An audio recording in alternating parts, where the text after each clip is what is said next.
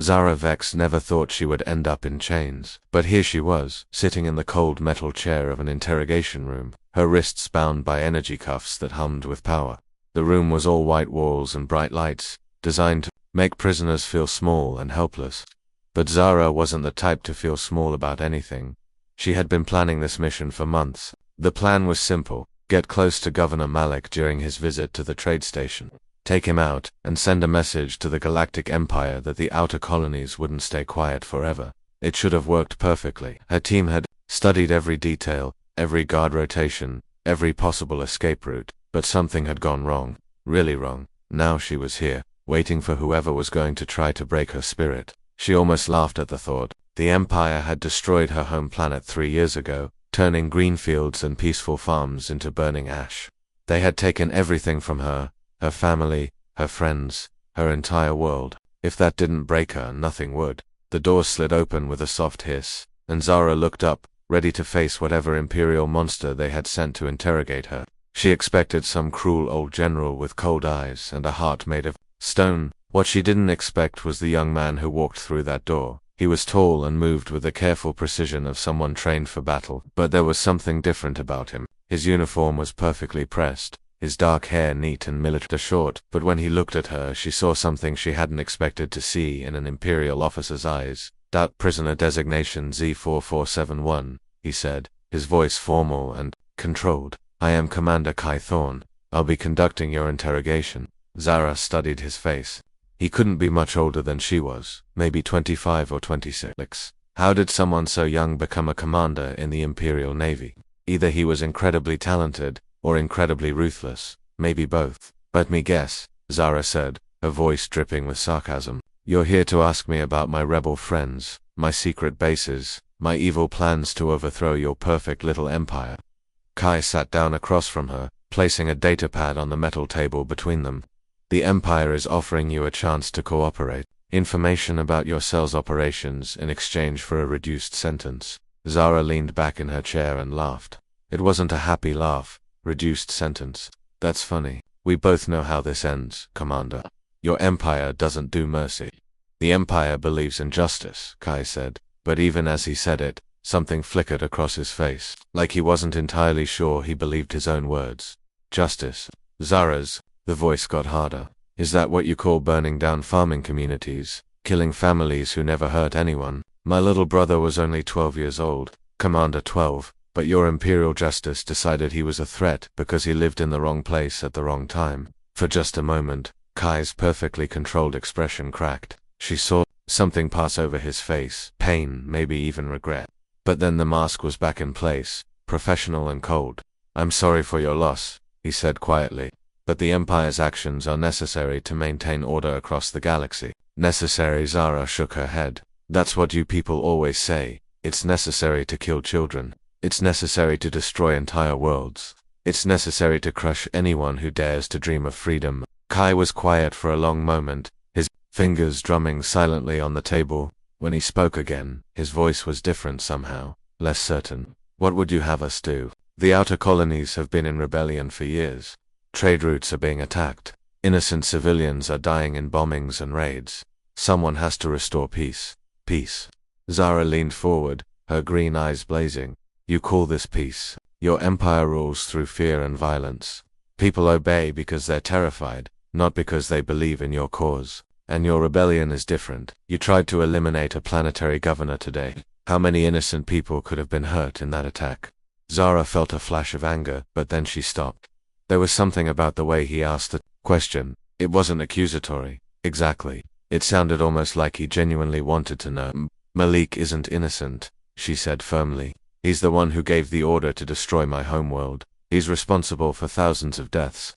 Taking him out would save lives, not cost them." Kai was studying her face now, and she could see him thinking. Really thinking, not just following some interrogation script. "You believe that," he said finally. "You really believe that what you're doing is right, don't you?" The question slipped out before Zara could stop it. "Don't you believe that what you're doing is right?" For a moment, the room was completely quiet except for the hum of the energy cuffs and the distant sound of ships taking off and landing in the docking bays. Looked at her, and she looked back, and something passed between them that neither of them had expected. I used to, he said, so quietly she almost didn't hear him. Then he seemed to catch himself. He straightened up, pulled the datapad closer, and the professional mask slid back into place. Let's try this again, he said. Tell me about your rebel cell's command structure. Zara smiled, but it wasn't a nice smile. You know what, Commander? I've decided I don't like you very much. So here's what I'm going to tell you about my rebel friends and my secret plans. She paused, met his eyes directly, and said very clearly, nothing. I'll never kneel to your empire, Commander. Not today. Not ever. Not if you keep me in this room for the rest of my life. Kai stared at her for a long moment, then he closed the datapad and stood up. Interview terminated, he said to the recording device. Prisoner remains uncooperative.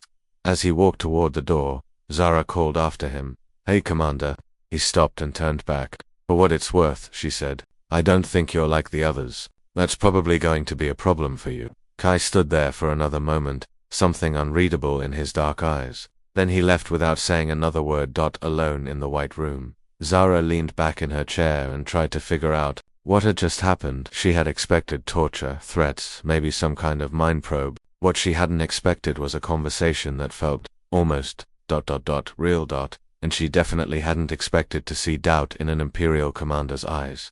Outside in the corridor, Kai walked slowly back to his quarters, his mind replaying every word of their conversation. He had interrogated dozens of rebels before. They usually fell into two categories: the ones who broke quickly under pressure, and the ones who screamed defiance until the end. Zara Vex was different. She was defiant, yes, but there was intelligence behind her anger, and pain, real pain, that he recognized because he carried some of his own.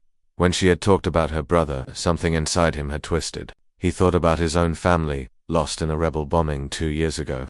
Different sides, same grief. As he reached his door, Kai realized something that troubled him more than he wanted to admit. For the first time in his career, he wasn't sure. He wanted to break a prisoner, and that, he knew, was going to be a very big problem indeed. 3 days had passed since Kai's first interrogation with Zara, and he couldn't get her words out of his head.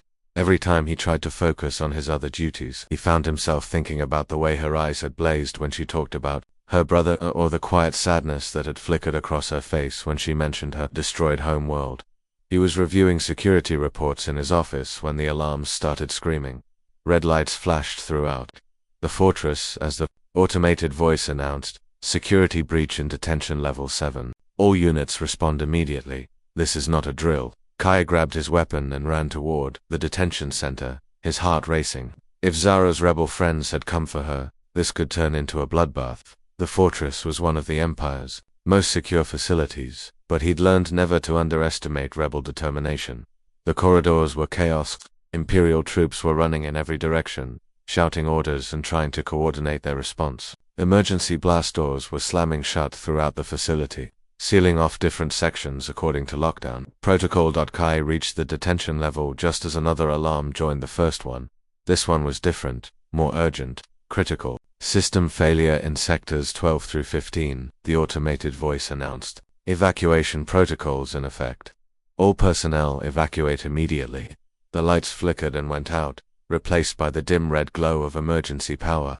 In the distance, Kai could hear the sound of explosions and blaster fire, but something was wrong. The explosions weren't coming from the prisoner breakout area. They were coming from the power core levels, deep beneath the fortress. "Commander," one of his lieutenants appeared at his side, breathing hard. "The rebels didn't just come for their people, they've sabotaged the main power grid. Half the facility is losing life support." Kai's blood went cold. "What about the detention cells? Are the prisoners secure?" "Some of the blast doors malfunctioned when the power grid failed. Several sections are sealed off, but we can't tell who's trapped where. The computer systems are going crazy." Another explosion rocked the fortress, and Kai felt the floor shake beneath his feet. Emergency lights flickered and went out completely, in some sections, leaving only the pale glow of battery-powered emergency strips along the floor. "Sir, we need to evacuate," the lieutenant said urgently. "The engineers are saying the entire lower level could collapse if we lose any more structural support." But Kai was already moving, heading deeper into the facility instead of toward the exits. "Get everyone else out," he called over his shoulder. "I'm going to check the sealed sections for survivors." He made his way through corridors filled with smoke and the acrid smell of burned electronics. The emergency lighting cast strange shadows on the walls, and more than once he had to climb over fallen debris or squeeze through partially collapsed doorways. It was in Sector 14 that he found her. Zara was trapped behind a blast door that had partially sealed, leaving just enough space for someone to crawl through. But the gap was blocked by a fallen support beam. She was on her knees, trying to lift the heavy metal beam with her bare hands, her face streaked with dust and sweat. "Need some help?" Kai called out, dropping to his knees beside the beam. Zara looked up, surprised. "What are you doing here? Shouldn't you be evacuating with the rest of your Imperial friends?" "Probably," Kai admitted, grabbing one end of the beam. "But I'm here anyway. Now stop talking and help me lift this thing." Together, they managed to shift the beam just enough to create a crawl space. Zara squeezed through first, then helped pull Kai through to the other side. They found themselves in a damaged corridor that was slowly filling with smoke. "The air circulation is failing," Kai said, checking his portable scanner. "We've got maybe 20 minutes of breathable air left in this section." 20 minutes to get through a collapsed fortress full of smoke and fire, Zara said. "Great." Odds. They started moving through the damaged corridor, helping each other over debris and around sparking electrical panels. The fortress shook again, and chunks of ceiling crashed down behind them. "Your rebel friends really know how to make an entrance," Kai said as they climbed through a hole blasted in the wall. "This wasn't supposed to happen," Zara said, breathing hard. "The plan was a simple extraction. Get me out quietly and disappear. They wouldn't have risked this many lives just for me." Kai glanced at her as they navigated around a pile of twisted metal. "Maybe you're worth more to them than you think. Or maybe something went wrong with their plan, just like something went wrong with mine." They reached what used to be an elevator shaft, but the elevator car was nowhere to be seen. Looking up, they could see twisted cables and smoke. Looking down was just darkness. "We need to find another way," Kai said. But Zara was already examining the shaft walls. "There," she pointed to maintenance ladder rungs built into the wall. "We can climb up to the next level." "Those rungs weren't designed to hold two people climbing at the same time." "Then I guess we better not fall." As they climbed slowly up the dark shaft, their hands occasionally brushing as they reached for the same rung, Kai found himself stealing glances at Zara's face in the dim emergency lighting. Her jaw was set with determination, but he could see the strain in her eyes. "Can I ask you something?" he said when they paused on a small maintenance platform. "Shoot, why did you really try to take out Governor Malik? And don't give me the official rebel answer, give me the real one." Zara was quiet for a moment, looking up at the shaft above them. "He came to our settlement personally to oversee what he called a security operation. We were growing food for trade with other colonies, nothing more. But some of our neighbors had been helping wounded rebel fighters, so Malik decided we were all guilty." She started climbing again, and Kai followed.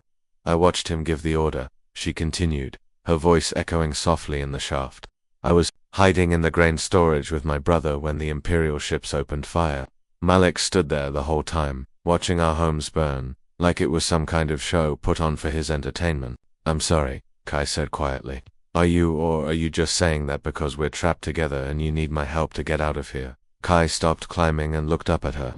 "I'm saying it because I mean it. I've seen too many operations like that. They always say it's necessary, but afterwards, when you see the faces of the survivors, double quotes, he trailed off. "You've been there," Zara said. "It wasn't a question, more times than I wanted to be."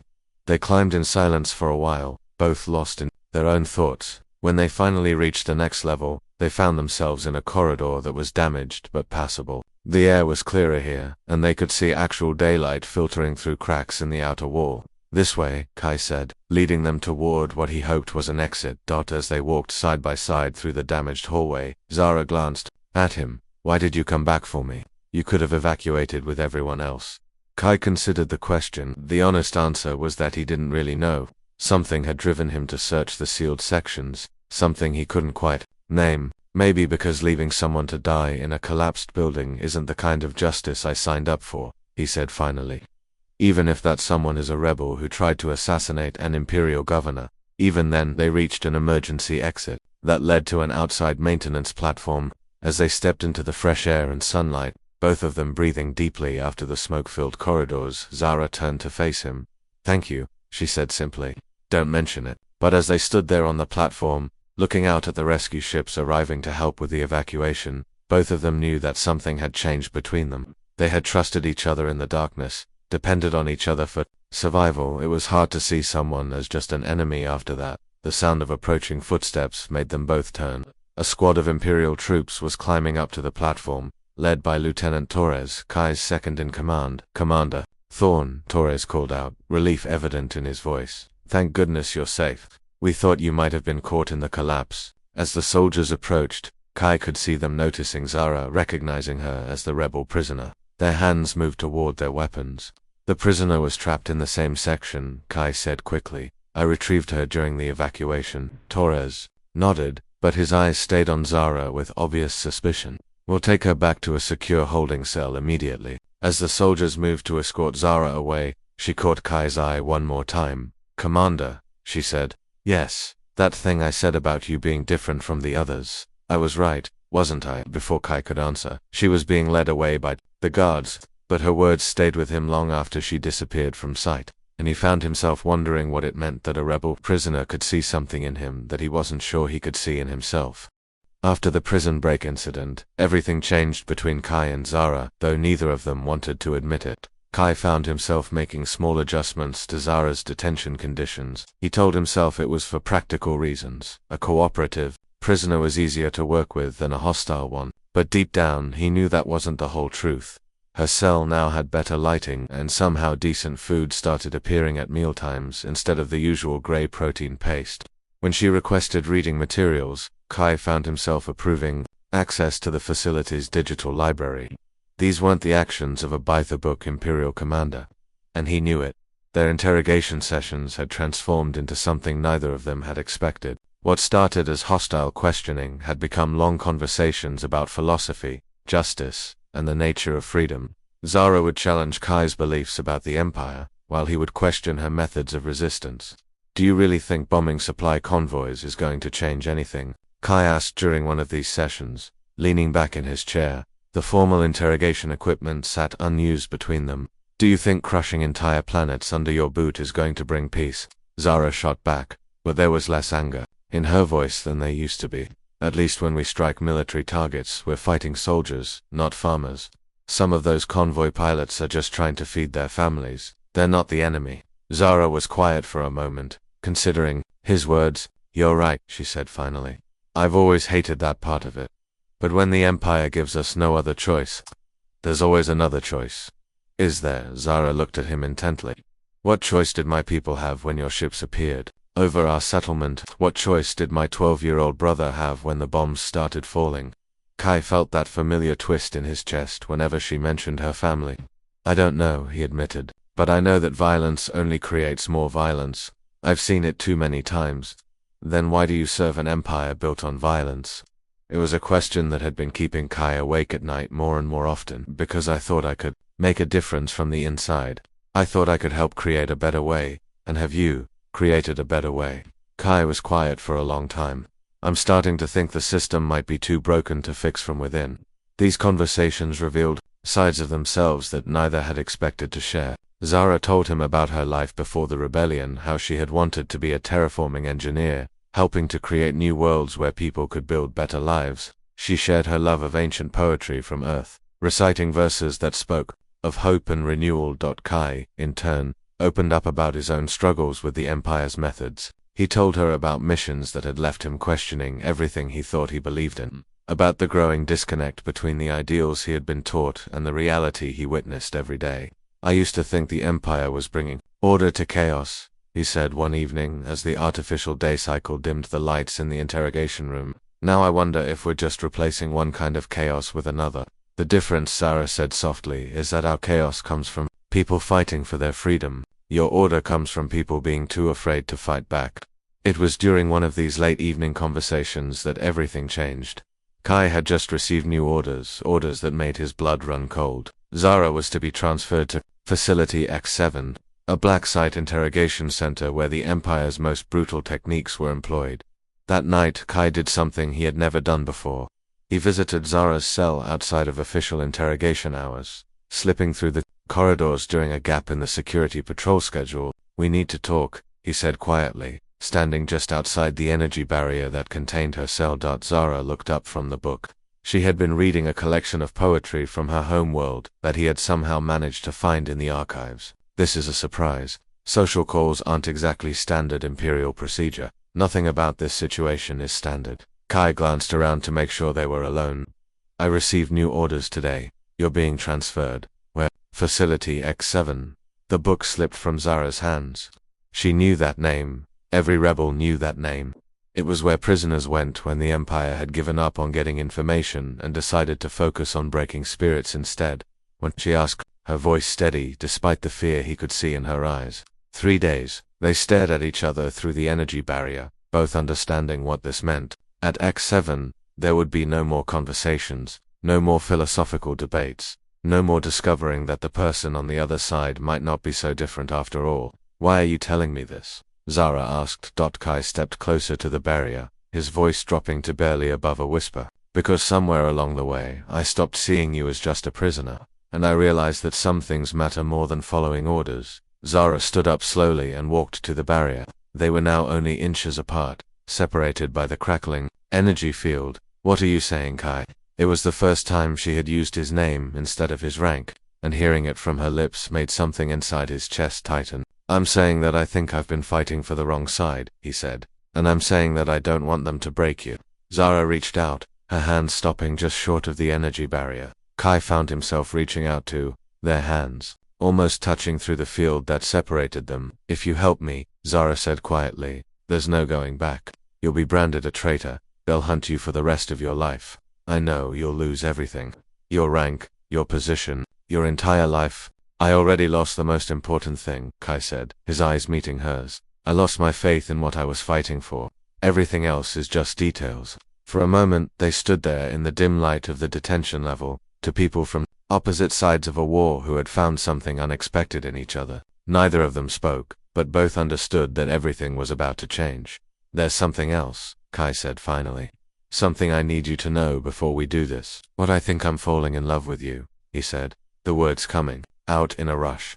I know it's crazy, I know the timing is terrible, and I know we're supposed to be enemies, but I needed you to know. Zara's eyes filled with tears. She didn't try to hide. Kai. You don't have to say anything. I just needed you to know that this isn't just about doing the right thing. It's about not being able to imagine a world where you're not in it. Zara pressed her palm against the energy barrier, and Kai matched the gesture from his side. Though they couldn't touch, the intention was clear. I've been fighting these feelings for weeks, she whispered, trying to tell myself that caring about you was a betrayal of everything I believed in.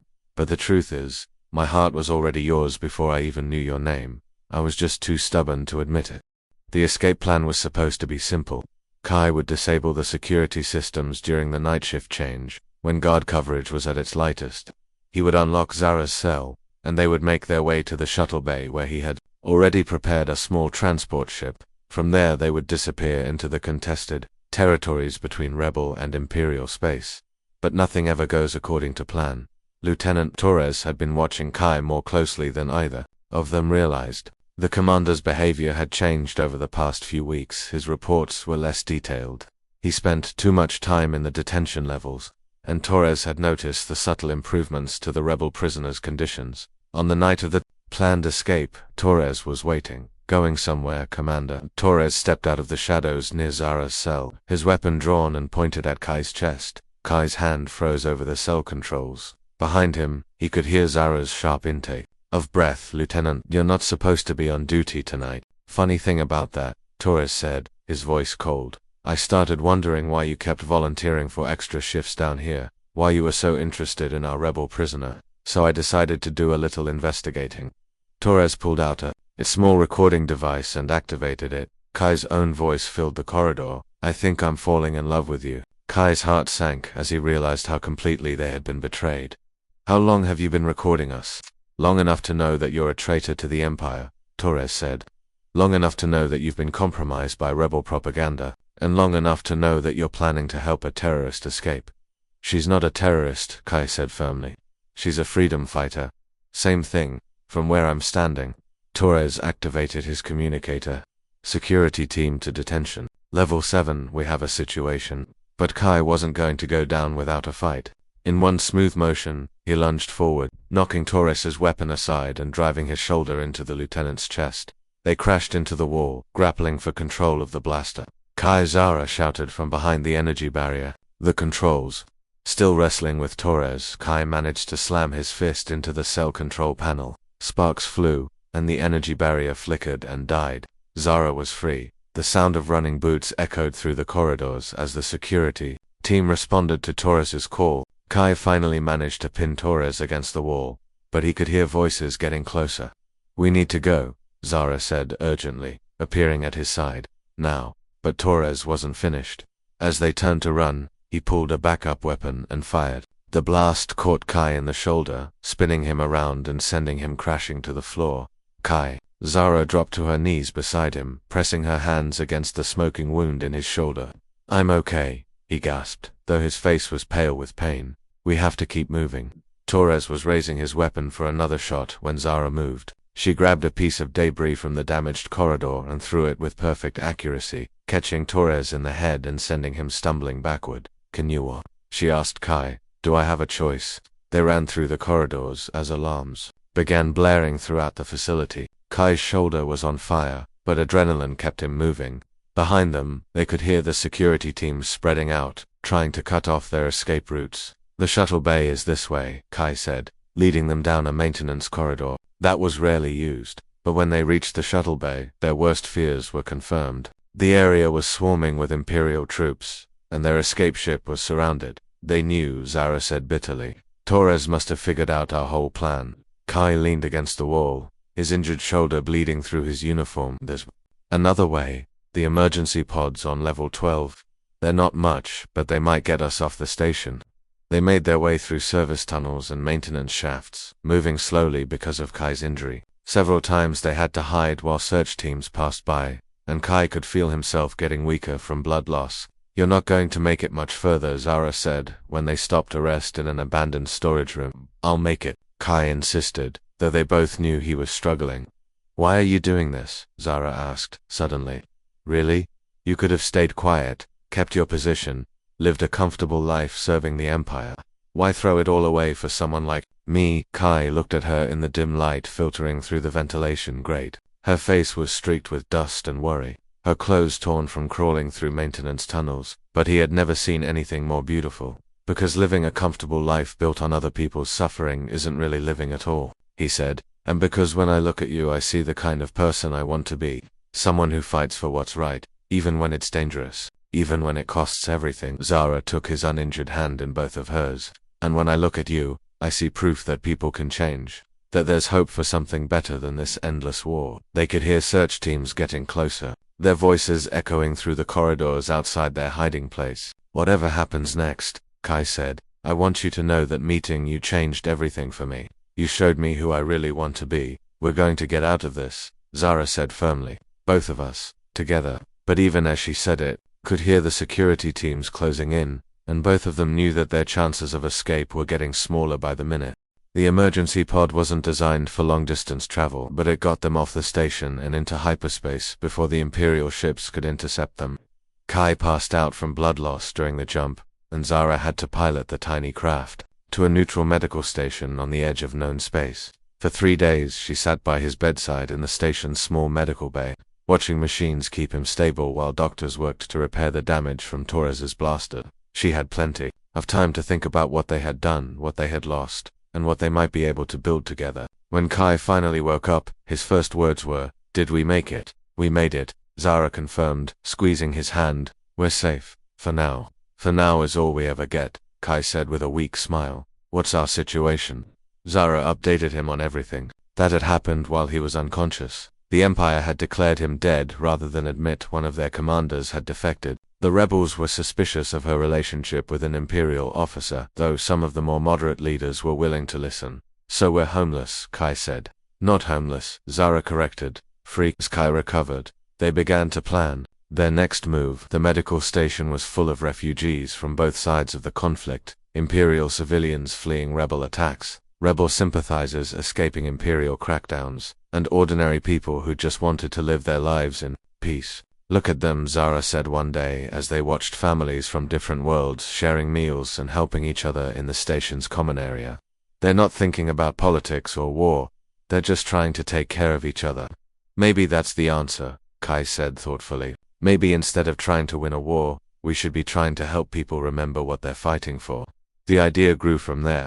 Using Kai's knowledge of Imperial logistics and Zara's connections with moderate rebel leaders, they began reaching out to both sides, not to negotiate a formal peace treaty that was still impossible, but to create safe zones where civilians could find refuge and healing. The first neutral settlement was small, just a converted mining station that could house maybe 200 people, but word spread quickly that there was a place where former enemies were working together, where Imperial engineers were teaching farming techniques to rebel families, where rebel medics were treating wounded Imperial soldiers without asking questions about their loyalties. "This is impossible," said Commander Vale, one of the Imperial moderates who had agreed to meet with them.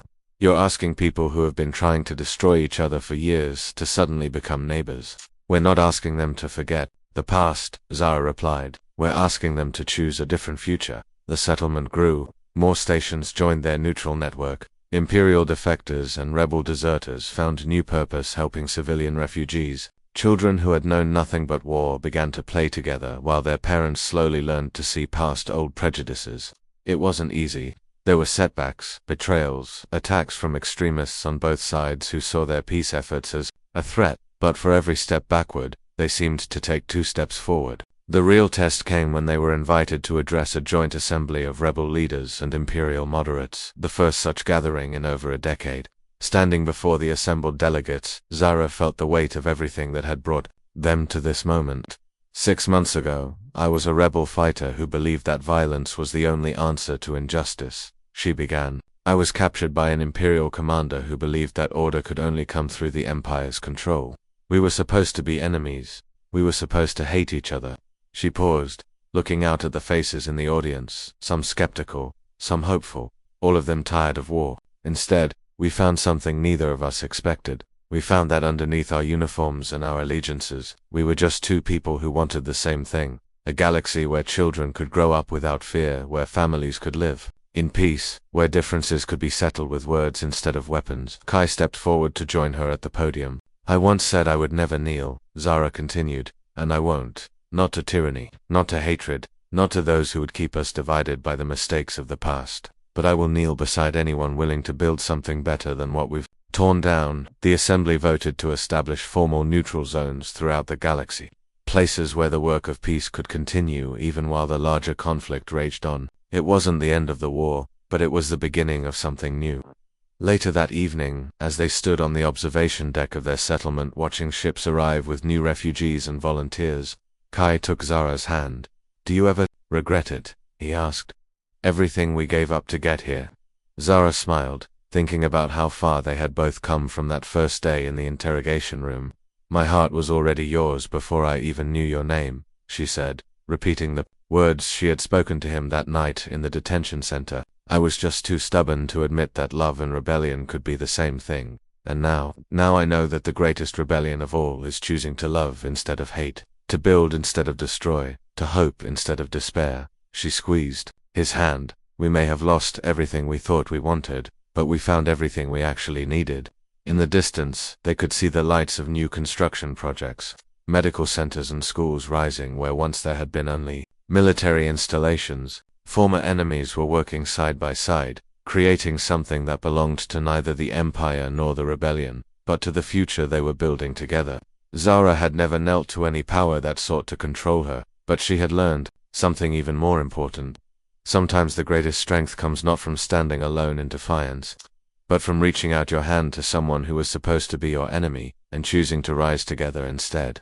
The war wasn't over, but for the first time in years, peace seemed possible. And in a galaxy torn apart by conflict, that was the most rebellious thing of all.